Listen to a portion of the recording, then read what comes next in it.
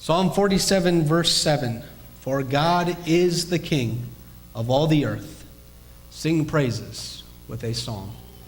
Today we celebrate the missions of our church, and a particular mission, the Mexico mission, amongst many of the missions that we do here. It is vitally important as a congregation, as a collection of God's people, that we participate in mission. For the call and the invitation to love God is also the call and invitation to love our neighbors. Therefore, at First Lutheran Church, we believe that our missions are kind of a threefold strategy. Number one, we participate in mission work locally, right here in our own community, in Fremont and the surrounding area. Number two, we participate in mission work regionally, at a larger scale, statewide and even interstate in our own nation. But number three, it's also very important that we do international mission work for reasons I will share in just a moment. We've made great strides at the church here in the last few years at trying to enhance what we do as a missional church body. Locally, as you know, we have the Resurrection Project. We have collections in the fellowship hall, thanks to our women's group that happen all the time. A list way too long for me to mention at this point of all the things that we do locally to take care of our own community. One of the things we're doing regionally is we are now enhancing our Resurrection Project team to prepare them to be an official disaster response team, even being certified by the state to go into particular situations as a regional disaster response. And so this is very exciting work. But the one we want to concentrate on today is our international work.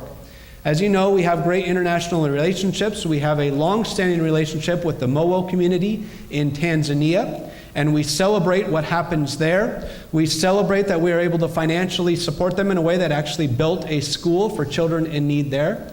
And today we want to talk about our mission to Mexico, which a group from this church just came back from this past summer, celebrating our third year of doing this ministry work.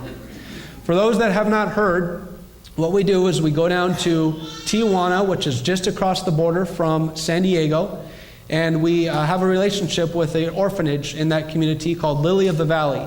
And we take those children from their orphanage home that they live in, and we take them about 2.5 hours south into Mexico to a city called Ensenada. And down in Ensenada, there is a large camp, and we celebrate the Christian life with those children for that week at that camp. We worship together, we sing together, we play together, we eat together, we do everything together, all under the name of the Lord our God, the King of all the earth.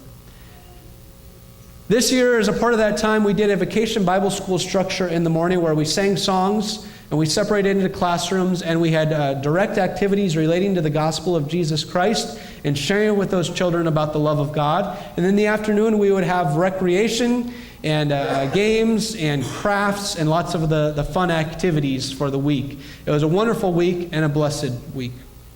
One other thing that we started doing 2 years ago was working with an organization down there called I-68, who builds homes for deserving families.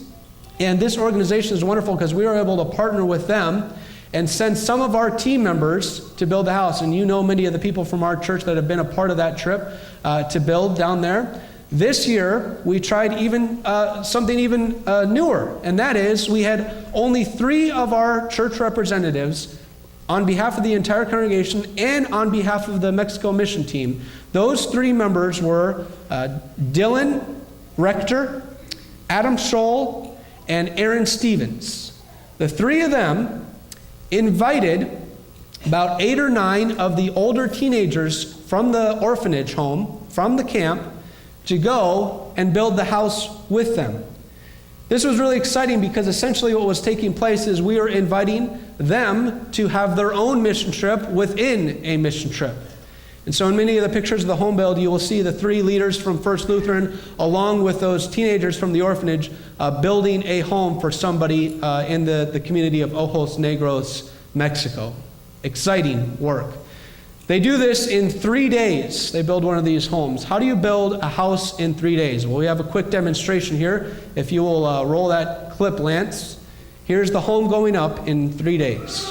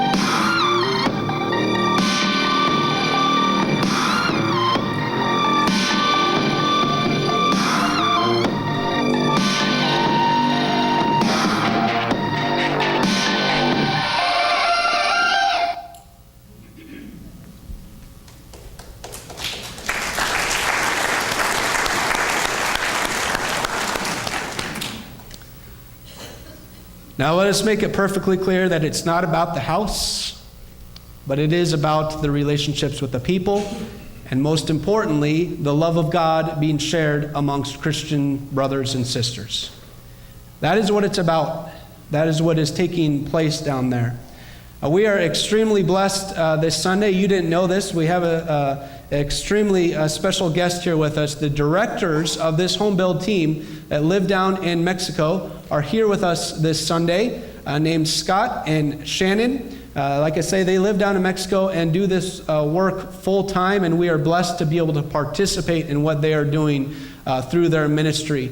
And they have come to be with us this morning. We're extremely thankful for that. And they're going to share with us a little bit more about generally what is important about this ministry and knowing that it's not about the house. We welcome forward Scott and Shannon. Thank you for being here.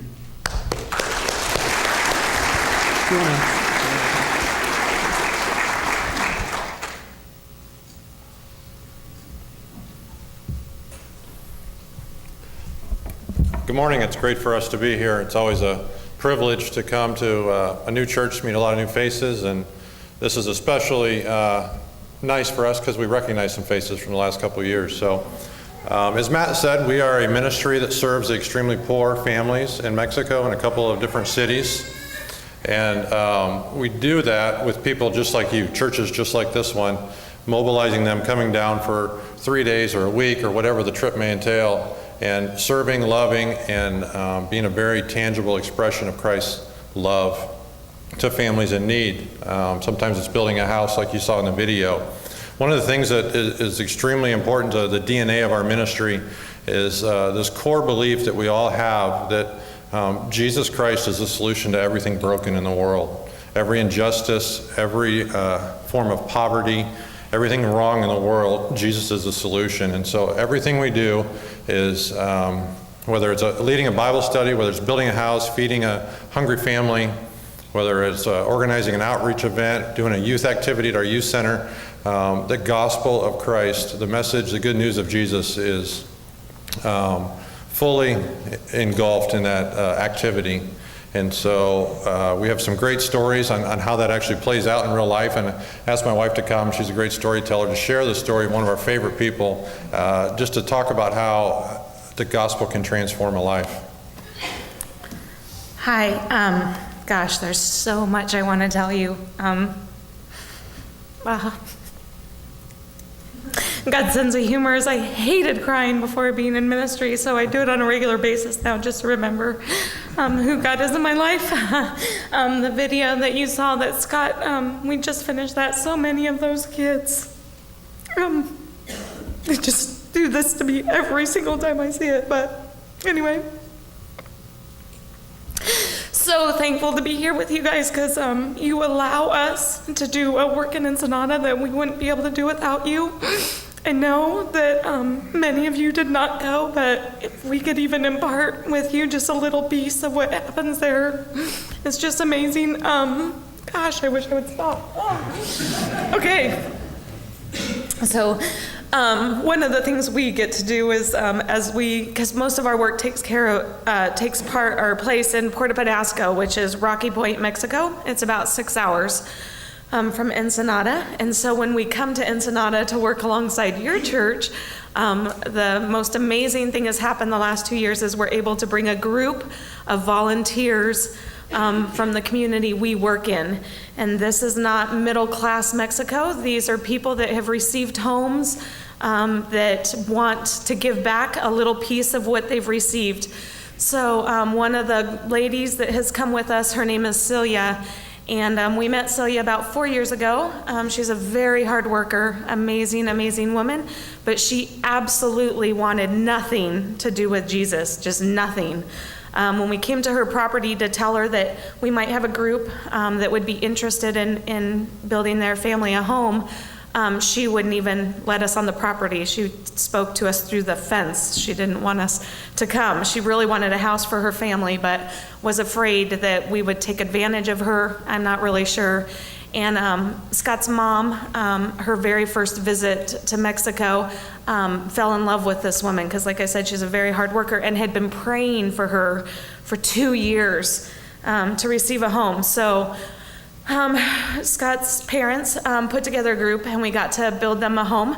It's a what we call a double. So most of your people built a single, exactly like what's in that video. A double is just twice the size. They have a family with husband, wife, and 3 kids. So we built them a home about 2 years ago, and since then, she's just consistently growing with us, consistently coming along. So last year was the first time she came on a mission trip, and we did not know this until after we returned, but I guess everyone in their community was telling them not to come with us, that they couldn't trust us, that we would make them serve us when we were done working for the day. And so a huge revival took place when we got back. Like I said, we were kind of oblivious to what God was doing, and because everybody was coming to her house and asking her how the trip went and saying, so did you have to serve them? How did it go? Did they even feed you? All this stuff. And she was like, no, it was nothing like that. It was amazing. We got to build a home for another family. So Jose and his family have a home, and it wasn't even as big as mine, but they were very happy, and we got to participate in that, and we met a new church. And anyway, so they just were constantly talking about this for the next few months.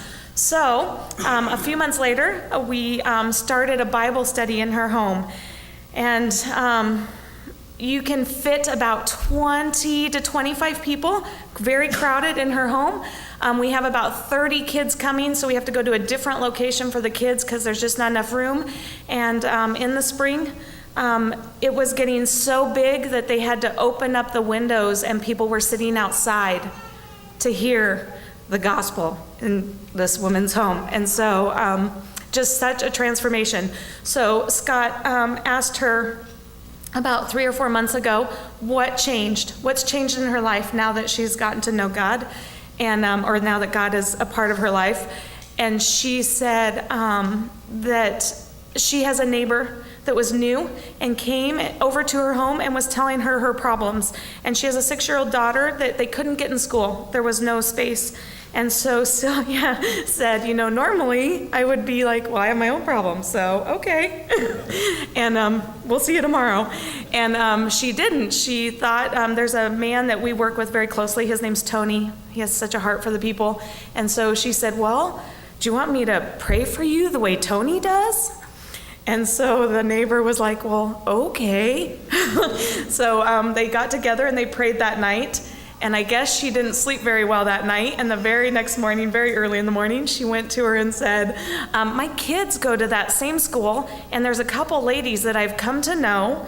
I have no idea how it will go, but if you want, we can go to the school together, and we'll see what we can do. And so an end to the story is they went to the school. They were able to get the 6-year-old into school, and so she was very excited because she goes, now I feel just like Tony. So just such a, we call it a transformation. Like sometimes the house does help.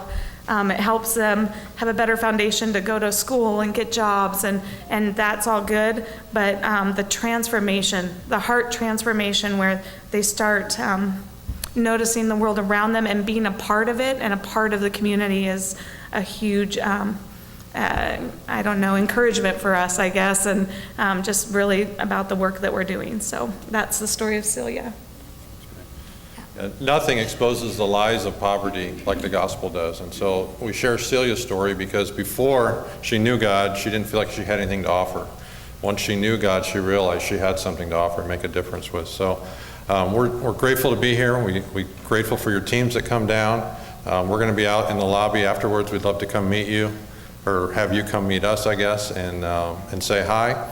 And I think now I'm going to turn the microphone over to Adam, who helped us build the house, and he's going to share his story with you.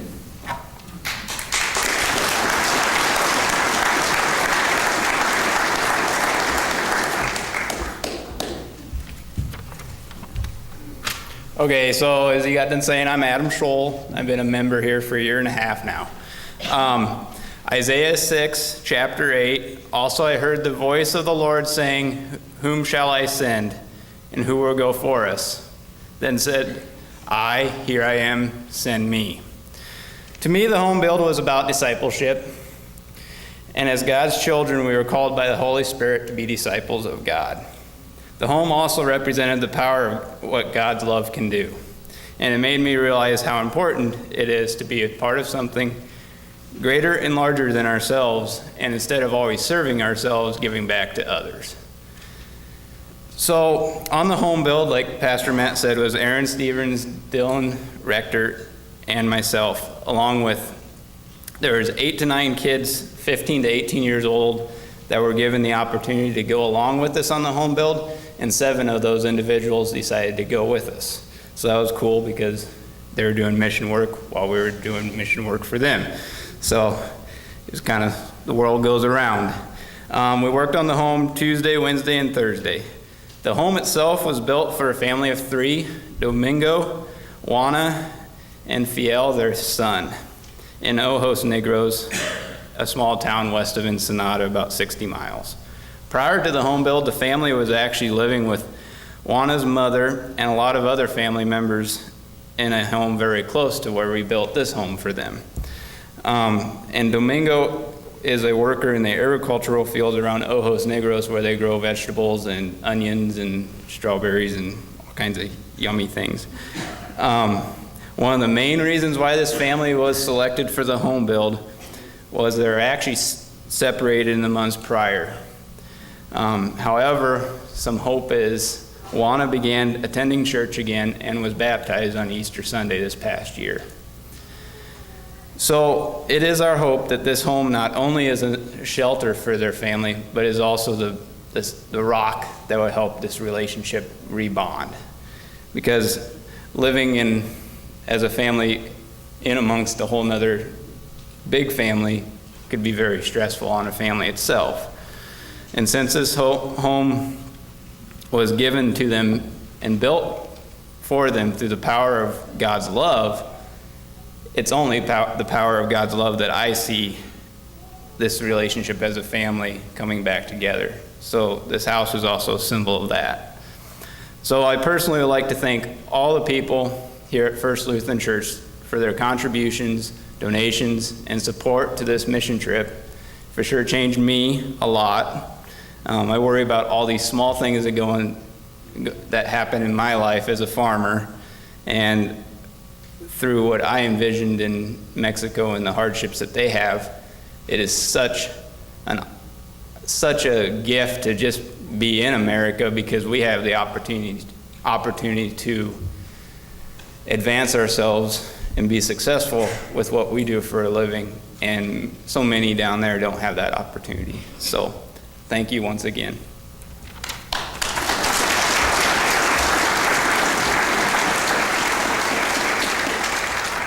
Thank you, Adam. Yeah, come on up. And while that team was off-site doing a home build in the community, the rest of our crew members, including the Stevens family here, as you see coming up, stayed back behind at the camp because they were in charge of 60 little ones running around. And so they're going to share with you about the experience at the camp. Oh, okay. I'm Diane Stevens, and these are my daughters, Erin and Jackie. We're here to talk about our trip a little bit. First of all, I want to say thank you so much for supporting this trip financially and with your prayers.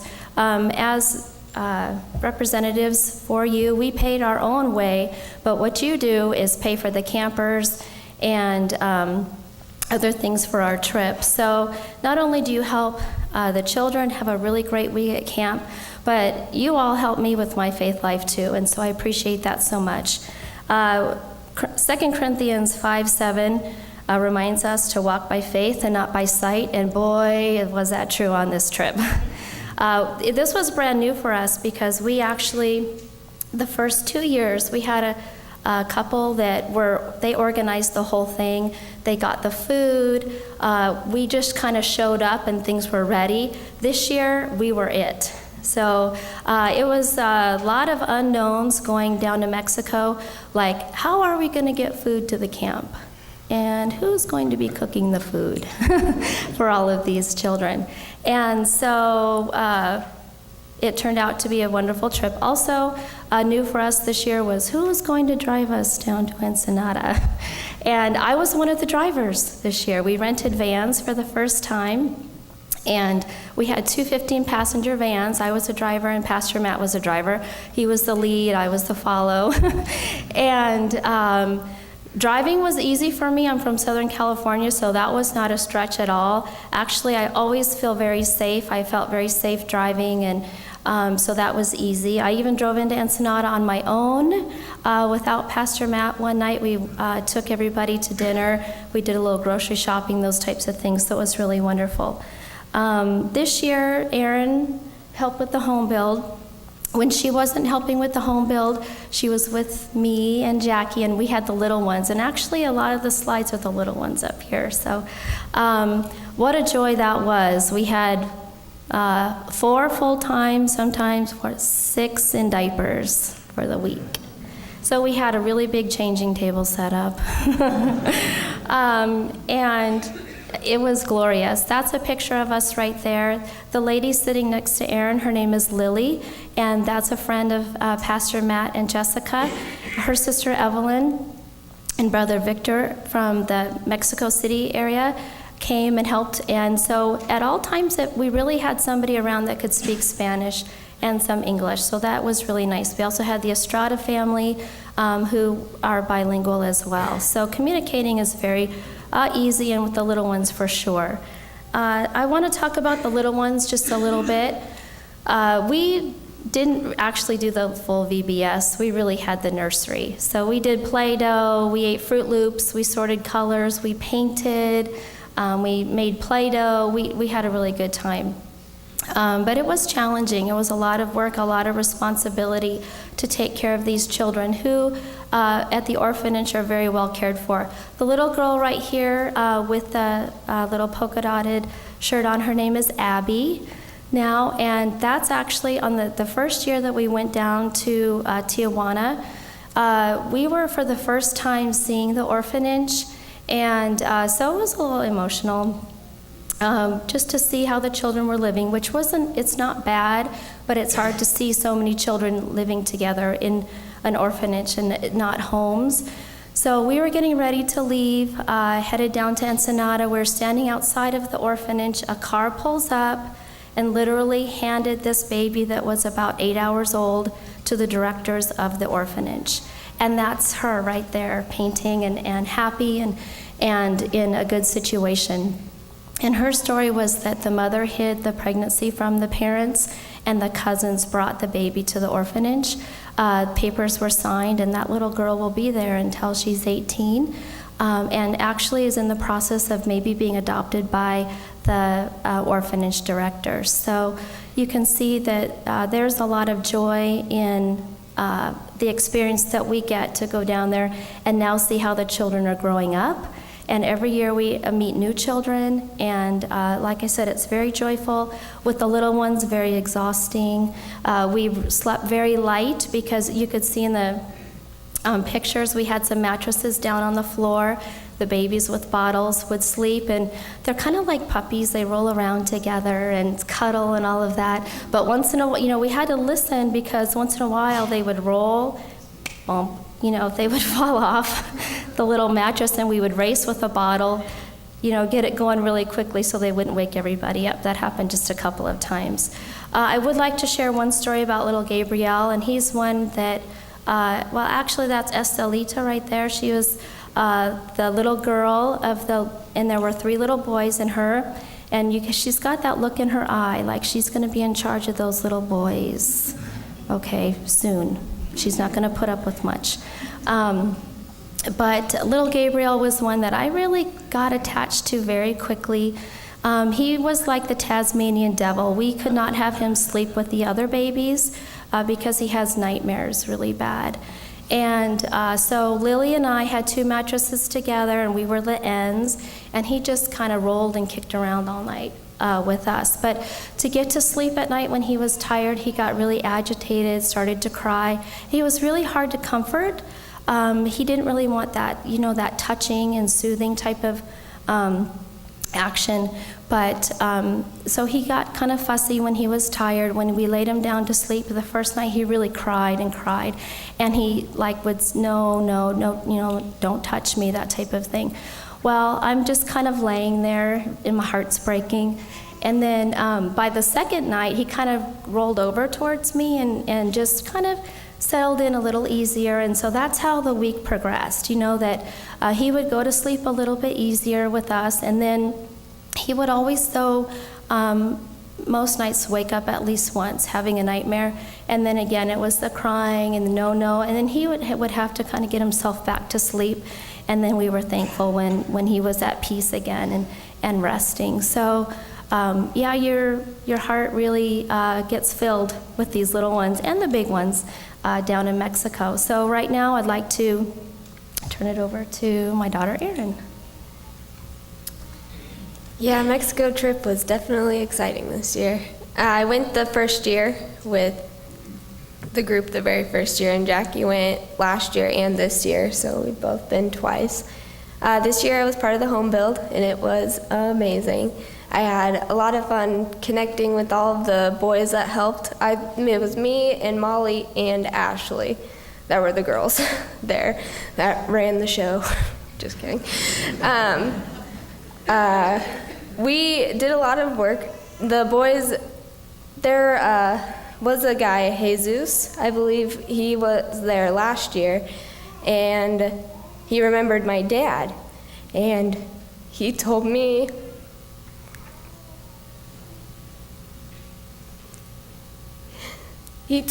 that this year he was going to be my dad there, and he was kind of my protector and made sure I always had sunscreen on, that I always had an extra sandwich to eat or chips, and made sure I was okay all the time, and made sure I had something to do with the home build. And he kept reminding me, like, I'm your dad this year, I'm your dad. And then he kept talking about his little girls and that he's excited for them. He wants them to do mission work like this and be able to get out and do things. And then, of course, being with the kids back at camp, that was exciting too.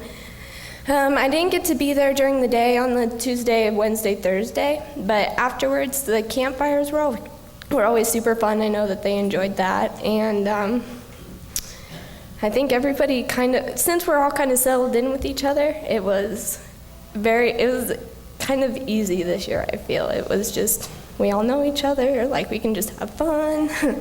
So that was this year. It was really awesome. Hey. My name's Jackie, and I helped with the younger ones with my mom. And it was kind of challenging because they didn't really talk that much. I mean, Gabriel talked because he was a little older than the other ones. And when we would put the little ones to sleep, I would kind of sneak away, and because I had a little friend.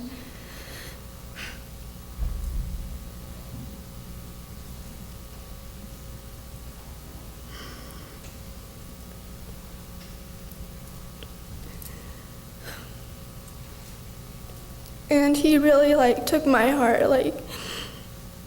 I really wish I could bring him home and pack him away in my suitcase, because he was older. He was probably 9, and he was a little shy, kind of on his not on his own, but he was just shy. And we really got along. We would kick a ball all day long, and that's all I really wanted to do. And that's and then on the last day, he made me bracelets, he made me cards saying that he loved me and that I was his best friend. And that really tore my heart, because I didn't want to leave him. I just wanted to bring him home.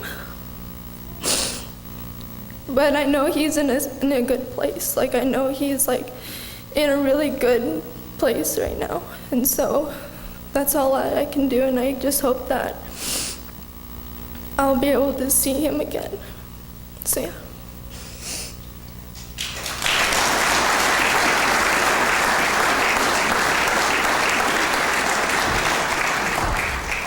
Thank you very much. All forms of mission in the church are important, locally, regionally, and globally. And they are all encapsulated in that invitation by our Lord Jesus Christ to go.